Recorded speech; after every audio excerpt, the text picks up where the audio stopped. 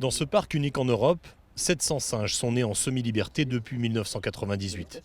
Ici, il n'y a aucun contact entre les soigneurs et les animaux. La plupart des espèces sont en voie de disparition. Ces gorilles, par exemple. Leur reproduction en captivité permet la sauvegarde d'un groupe et surtout de son patrimoine génétique. C'est le dernier stade avant l'extinction. C'est-à-dire que si on ne prend pas des mesures de conservation vraiment importantes pour les protéger en Afrique, eux auront disparu d'ici 20 à 30 ans. Quand on rase une forêt tropicale pour planter des centaines d'hectares de palmiers, il n'y a plus rien qui y vit. Ça fait absolument disparaître une biodiversité qu'on ne peut absolument pas remplacer et qui nous fera défaut à un moment où on se met en péril nous-mêmes. Ces bonobos forment la plus grande communauté captive au monde.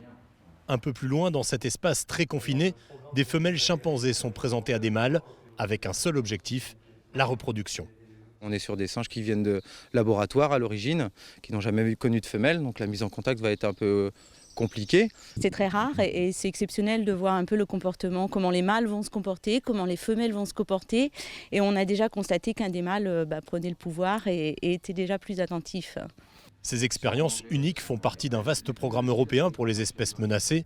Pour le moment, les singes sont en captivité, mais peut-être qu'un jour, on assistera à une réintroduction dans le milieu naturel, en Afrique par exemple, pour lutter contre une probable disparition totale des espèces.